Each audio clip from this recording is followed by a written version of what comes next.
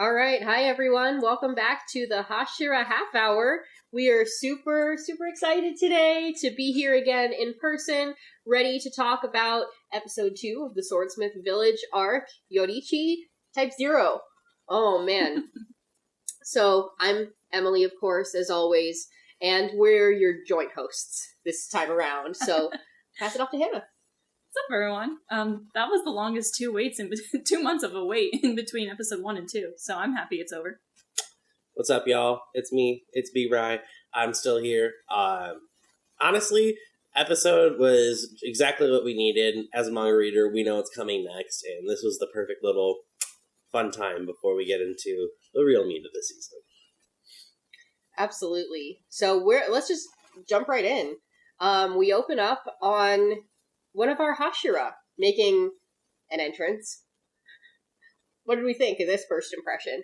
Literal worst first impression of any of the Hashira. Like, I'm pretty sure I talked about this back in the Hashira meeting episode in season 1, but again, this is why I don't like Muichiro. It's this scene specifically. Fighting words, Bryan. You gotta be careful. I know. I know the Muichiro stands will come for me. There is also, I know Noah's also going to be like, what? When he's listening. But, hey, such is life, right? This is a Muichiro hate account. I'm kidding. It's not. So. No, reminded why I don't hate him. I will say, I don't hate him. He's just my least favorite Hashira. I'm sorry, but it is a really rough introduction. And we've had some really rough ones. I think really the only one that we really haven't ever had like any problems with has been Mitsuri. She's just been cool the whole time. Even like Giyu at very first like trying to kill Nezuko. So we're going along with the theme of, are we going to change our minds on him? I hope so, because I did not like him in this episode at all. I mean, he knocked out my boy. What can I say? I hope so, too. The joke that we've been making consistently is like, this is such a freaking Gen Zer. Sorry, Gen Z. But like, low-key, right down to the blue hair, like... Sorry, Bryan! Isn't he technically, like, he could be considered Gen Z. I am Gen Z. Oh, our little baby. Honorary millennial.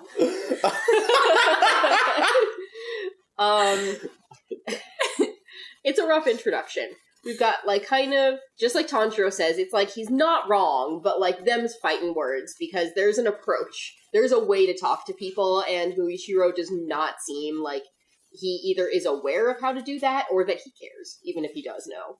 So, not the best introduction in the world. But in addition to the Hashira being there, we open up on a scene, of course, and the reason for this kind of, like, argument breaking out is a tool that exists in the Swordsmith Village, and a keeper of the tool as well.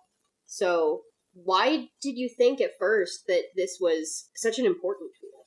Look, you're coming up with questions on the fly. I'm so proud of you. Oh, gosh. Has it been stated if this is the tool that Mitsuri mentioned? Like, we don't know if this is the same thing or if this is something else. But I mean, he looks like the man in the dream. He has the earrings. He has 6 arms. Pieces are falling into the puzzle of what's, maybe going to happen with this character. And it seems pretty important, especially coming from Kotetsu, who's saying, this, like, he is trying to say that I will not let you do anything to this. I will survive torture, whatever. And he doesn't give him the key until he knocks Tanjiro out, so... I mean, yeah, when Kotetsu said, yeah, he is built with 6 arms, because that's what he needed to replicate based off of the actual swordsman that this was based off of, we were like, oh, excuse me? He needs 6 arms to replicate one man with 2 arms? That's ridiculous. And he can also do 108 moves. Like, no action figure these days can do that, let alone someone who is, like, from the Sengoku period. Come on now, like, that's top of the line. Hasbro, where you at, man? Well, and while we're on that, actually, let's just remember for a moment that we are still in, like the Taisho era, and so this is like the 1920s Japan kind of thing. The level of intricacy and, like, the way that we see this tool move a little bit later on, like, this is kind of an insane invention to have in an era of no electricity. Yeah, it's I was thinking that. I'm like, man, this doll moves like not even like mechanical dolls move now, practically. Like, I'm thinking Disneyland, but like the mechanical dolls on a ride, like maybe the brand new ones that they've had in the rides since like 5 years ago kind of move more like fluidly. But if you look at the ones that were made in the 1960s, 70s, they're like, we're adding Pirates of the Caribbean here. And also, it has, like, indefinite endurance as well. Like, because it's insinuated, at least here at the beginning, that this is, like, operated with a key, like a turnkey doll kind of thing. A wind-up toy, essentially, is what it is. It can go for quite a while as well, fighting almost as well as the Hashira that are looking to use it for some training. Better, possibly, than Tanjiro and other people on his level. And it's a doll. So I just think that, like, the innovation then of the Swordsmith Village and the people that would have made this is, like, nothing to be reckoned with. yeah, I mean, it's definitely better than Tanjiro. Like, can we talk about the no food, no water situation with Kotetsu being quite the harsh trainer, and the reason he wasn't getting food or water was because he wasn't getting a hit on him. So I think that's like a good segue there. Yeah, I mean, honestly though, Tanjiro's been through some tough training. Gotta say though, this one's been the hardest to watch for him. Like, being starved and being like, oh, thank God there was rain to save me from dying. Like, what is Kotetsu doing? Like, I get it, he's trying to make him better, but the cruelty, man, cruelty worse than episode 1. Oh, man. Ay, God. Kotetsu's the actual villain of the show. Kotetsu's like, you were expecting me, but actually, I'm Dio. Oh. Sorry, I didn't know what the reference was. You got it. You got the script though, Hana. You were expecting Muzan, but it was me, Dio. Oh my god. No. The JoJo reference. God, we gotta do JoJo references. I have only watched, like, the okay, very controversial take. This is gonna get us canceled. I've only watched, like, the first 8 episodes of JoJo, and I just can't get into it yet. I need to try. So for Craig, I will try. We were canceled by the Moichiro stands earlier, now we're being canceled by the JoJo stands. Oh no, that's not good. That's like a lot of anime fandom. I tried also JoJo as well. I made a TikTok about this. I can't decide if I like the art style or not, okay? Let's be real. I feel That's like fair. Jolene, like the newest like protagonist of the show, she butt ugly, I'm not gonna lie. Oh my but, god. like, Jotaro, gorgeous man. Like, I'm just gonna say it. Like, I have opinions. People may not like them. There it is, folks. Back to Kotetsu. Before we really get canceled.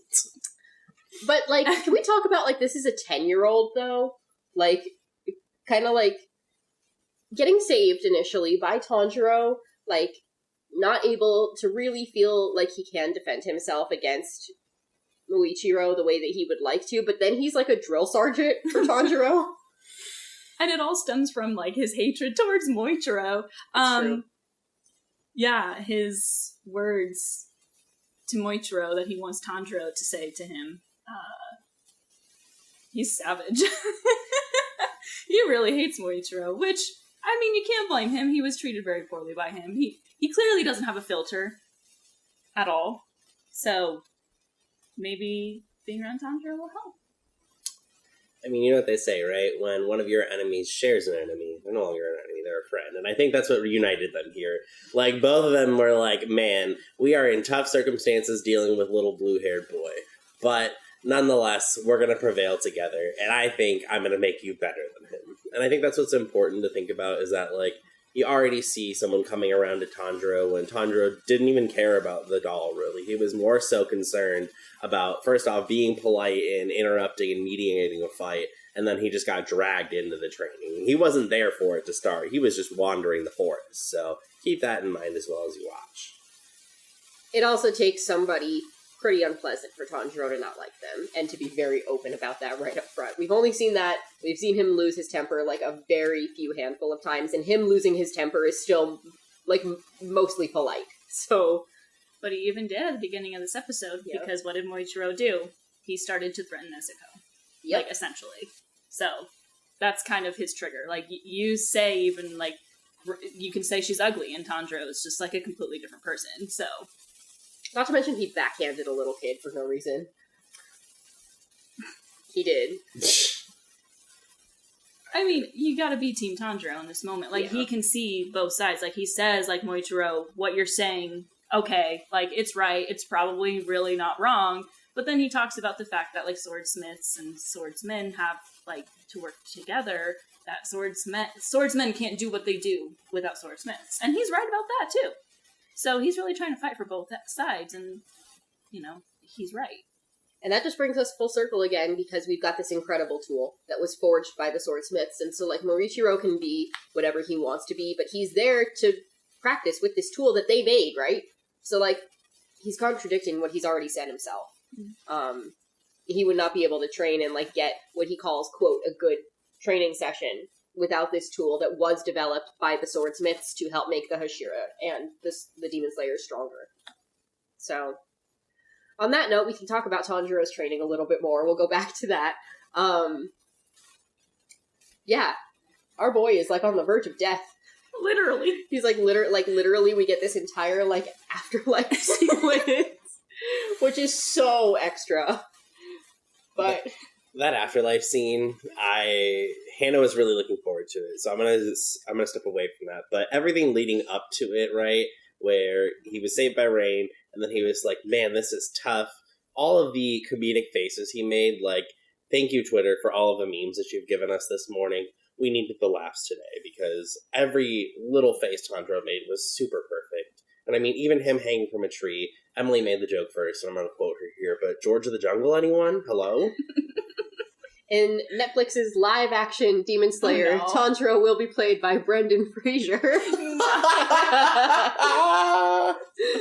Oh, no. It's, like, physically painful to me.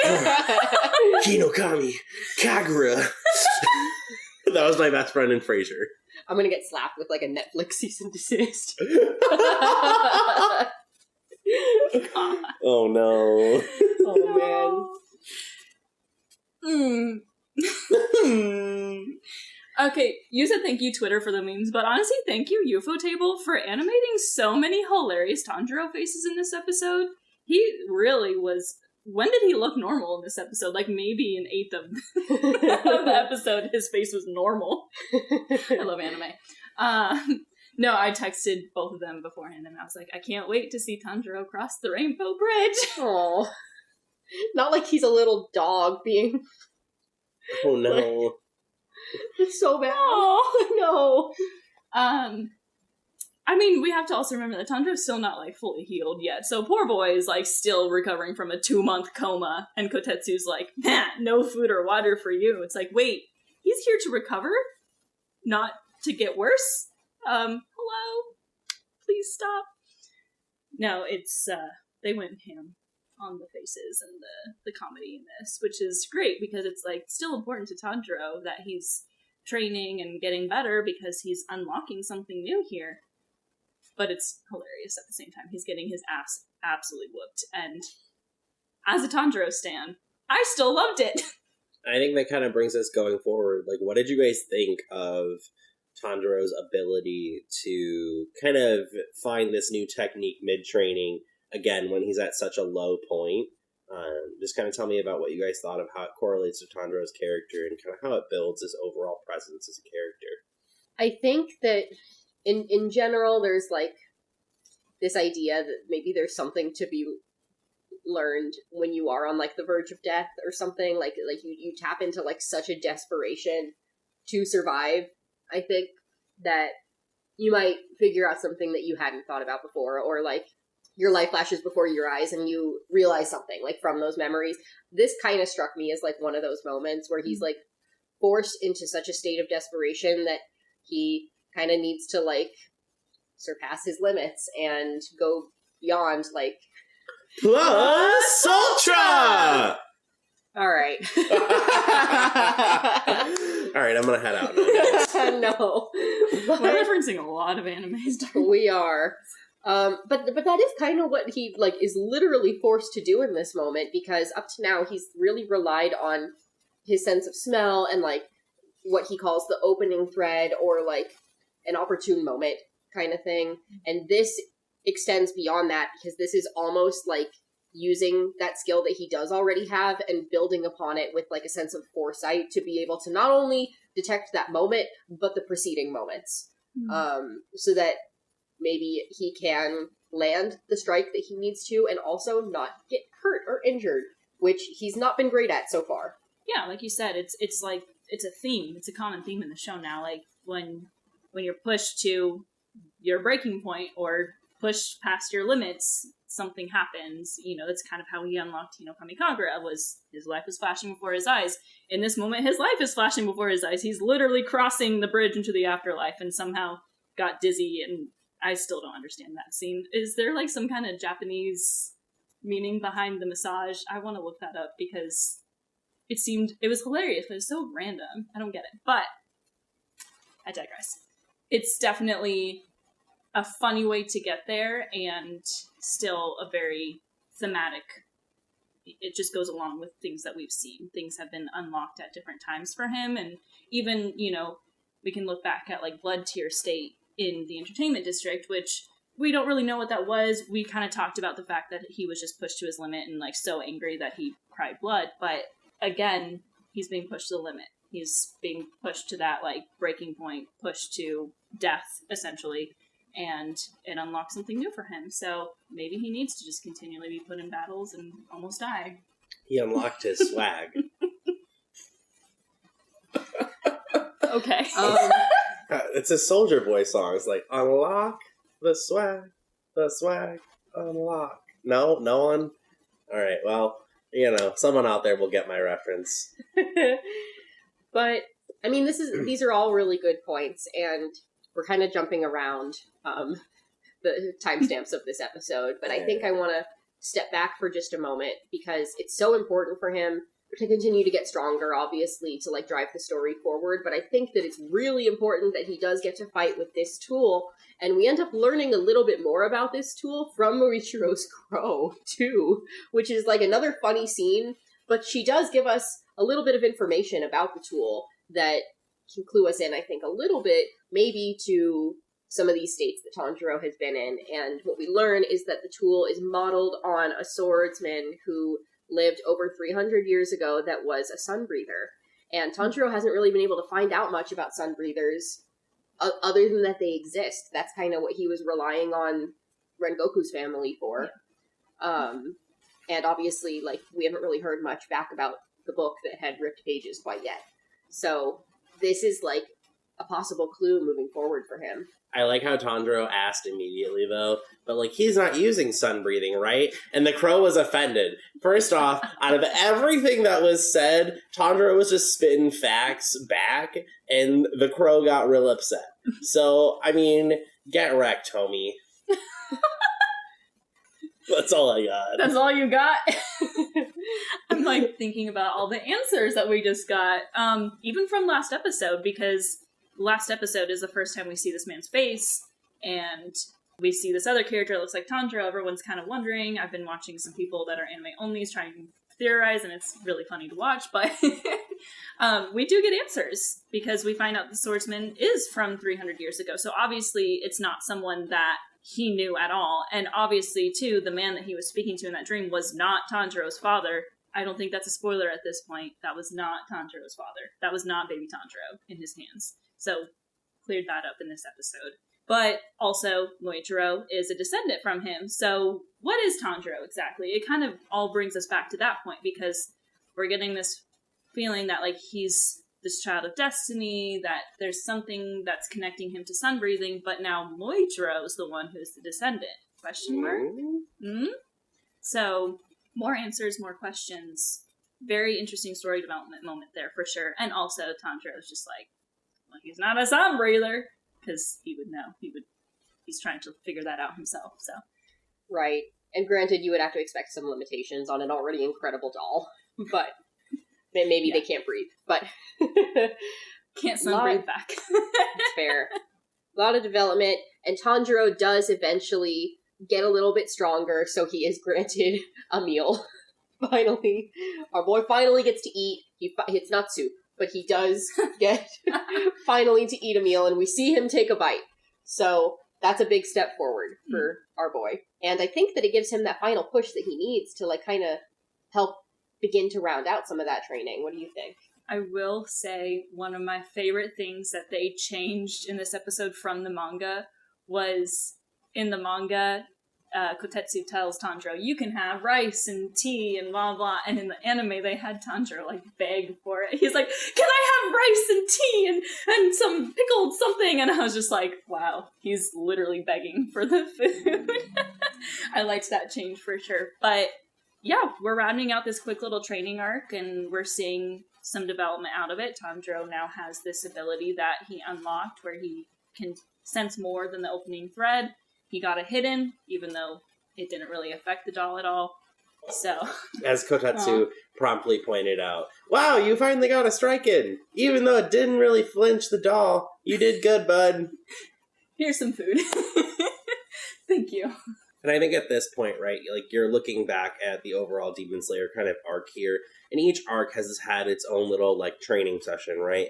And that's the nice part, is that even though this episode wasn't, like, jam-packed with things, we do still get a lot of development, and there are a lot of important moments in this episode. So I think that's just to kind of say about Demon Slayer as a whole, like, every episode has its meaning, even if it's not every episode being, like, a beautifully animated, balls to the wall fight scene. There is some really nice movement still, though, in this episode. Yeah. And and obviously, again, coming back to this doll that we're watching them fight, obviously more disjointed than the movement of the person it would have been modeled after, but still, like, very fluid motion, even when it's knocked down an arm of the six, which, like, again, I don't like Hashira, but however, that doesn't mean that it puts up, like, much less of a hard fight, and Tanjiro continues to get better and better and better at fighting it, and then we kind of are coming up a little bit on, like, some of the events of the end of the episode here, but Tanjiro realizes, between recognizing the preceding events and the opening thread together, he could land an actual strike through the neck, just like a demon. But he hesitates. Why does he hesitate? Because he's a good kid. He doesn't want to break it. He just went through this whole thing with Kotetsu. Kotetsu was so mad because he didn't want it to break, right? And now he's training Tanjiro so that he can get back at the guy he's mad at. And Tanjiro's like, well, like, I don't want to break it because that's why he's training me, is because he's mad the other guy broke it. And the problem is if he hesitates. They didn't mention this in the anime. I think this is mentioned in the manga as well, that, like, when he started, Yoriichi had just, or not Yoriichi, the doll had just, like, the wood. Words are hard. Wood! Why is that word hard? Anyway, this time he has actual swords. Mm-hmm. So if Tanjiro hesitates too much, the doll will kill him. And so Kotetsu's like, I don't want you to die, you're a good kid. And so Tanjiro then does it. I want to also say, this popped out to me, and it might be because of my fangirlness over Tanjiro's voice actor, but I thought it was interesting how this whole episode, we kind of mentioned, he was being very, like, how did you word it? I don't know. I think I might have said, like, guttural. I don't know. He just sounded kind of silly the whole episode. Just very like, He just started shouting, like, I will do this! Like he's in the middle of a real battle. And I thought that was really cool, like, to see the change in, like, his perception of what he was doing, I guess. He's just been like, the whole episode, and now he's like, I gotta do this. Like, he's fighting a real demon. So I thought that was a really cool switch over right there. I think so, too. Very cool voice acting on the part of Hanai-san. But he does land the hit.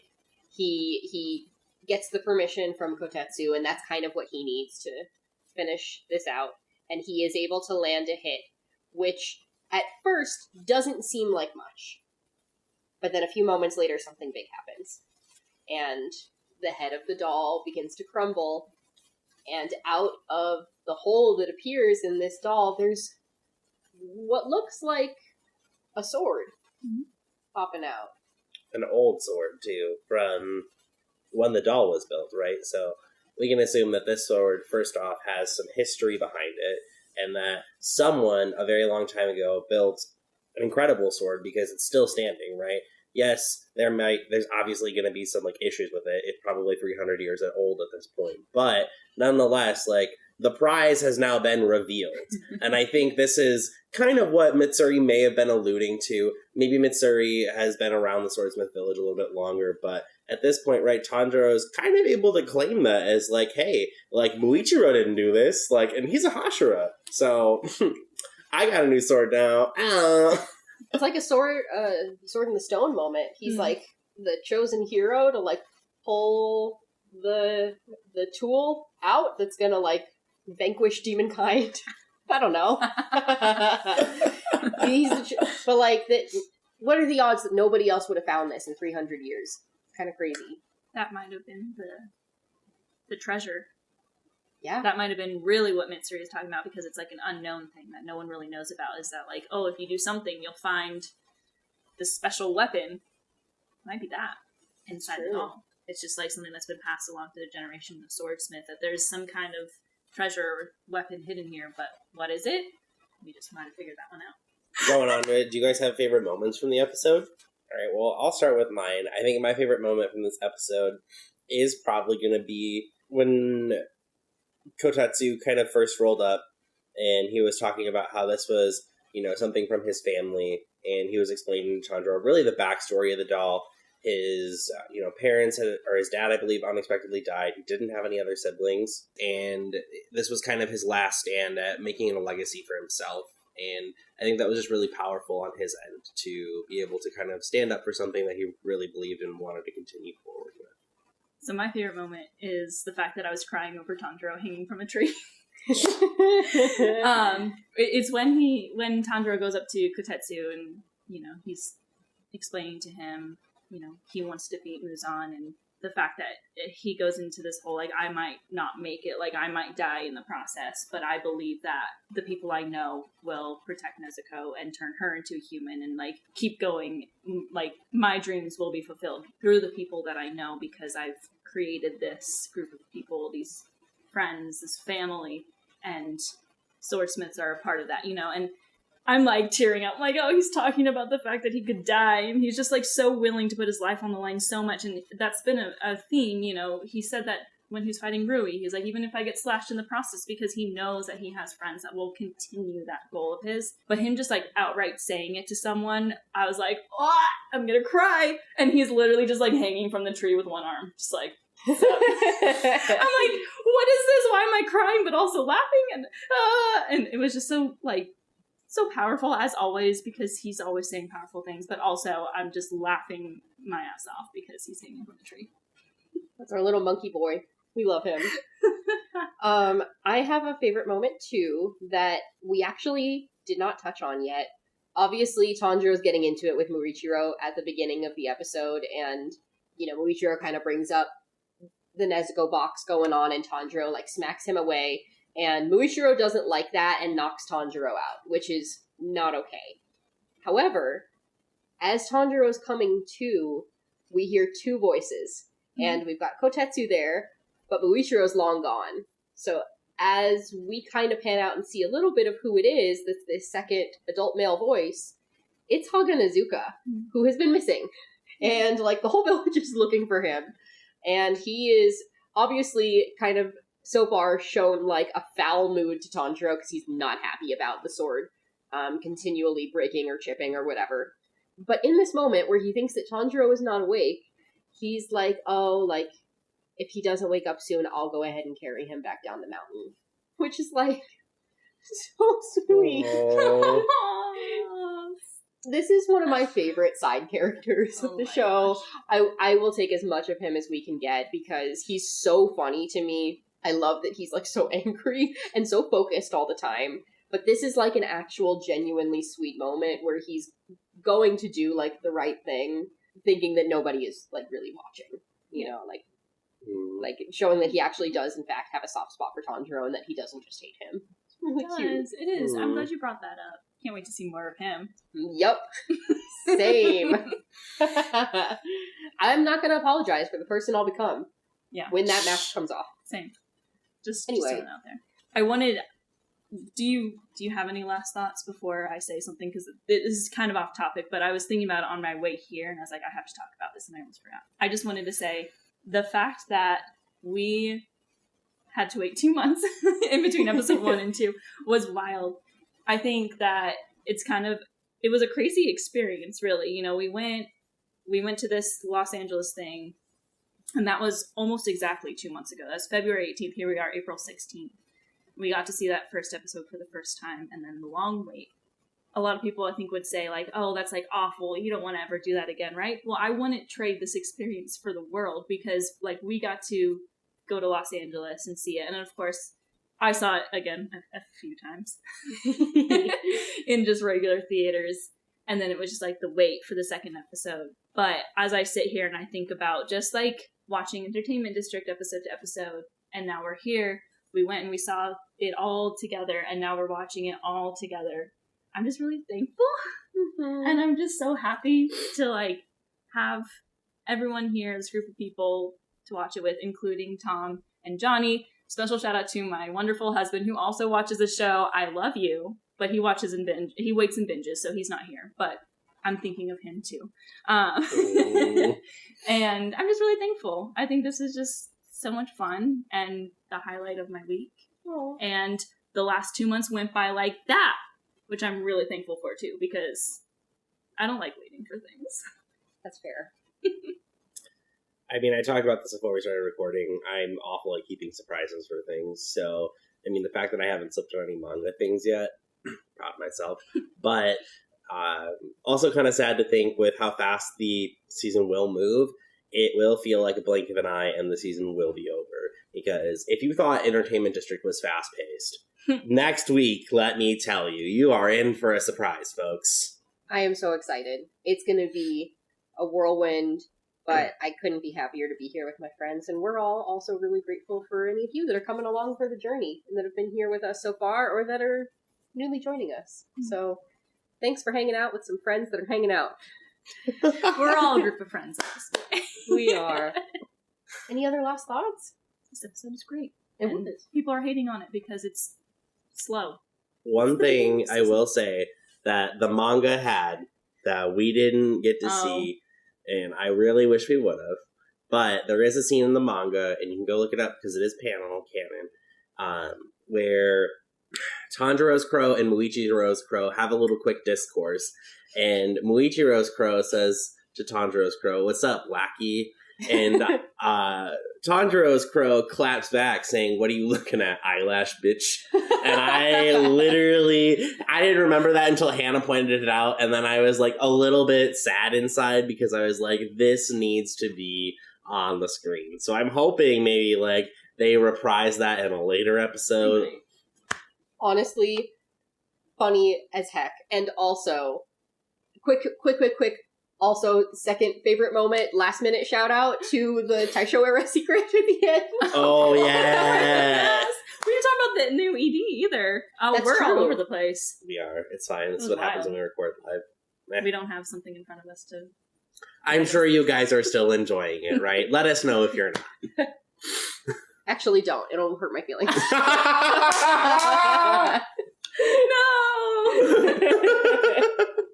No! But we did get the ending song this time for the first time, and it was so cute. They love Mitsuri. She's the favorite for the animators this time. Yep. But then I am going to call Bryan out for a minute, and he said that Muichiro looks like one of Tengen's wives. Okay, it's like accurate though. Kind of looks like Suma, and I was like, why is she here? I mean, what you're saying is not totally wrong. It actually is probably a little right. All right, Tanjiro. It was super cute, though. I'm gonna need to go back and listen to the song again for sure. Yeah, I was so just like squealing over the visuals that I forgot to like actually listen to the song. So I'll do that when I get home. 100%. And again, the Taisho era secret was super funny and cute. I loved seeing Tanjiro and Nezuko in the little swordsmith masks. They're so cute. Oh, I love my children. All right. Well, I think that probably just about does it this time. So, looking forward to next week. For those of you who did think this was a slower episode, a lot was learned, a lot to be had. I do think it's going to pick up really, really quick. You know what they say is, like, they sometimes save budget a little bit for the fights. And so if you see something a little slow and stagnant, you know that something big is coming pretty soon. And still beautifully animated. Wouldn't expect any less from Ufotable. The backgrounds were very gorgeous, too. Mm-hmm. As always. But I think that's about it. So tune in next week. Episode 3 of Swordsmith Village. don't forget to follow us on TikTok at Hashira Half Hour or on Instagram at Hashira Half Hour. Our Twitter is at Hashira Half. If you haven't already, go ahead and hit that download button for us. That's how we track how well we're doing. Give us some comments. Let us know what questions you'd want answered. And of course, love seeing you here. Bye. Don't forget to subscribe to our YouTube channel as well, because if you're watching this way, it means you're on YouTube. So hit that subscribe button, leave a comment. We might answer in a future episode. Like, do all the fun things. Umai. Umai.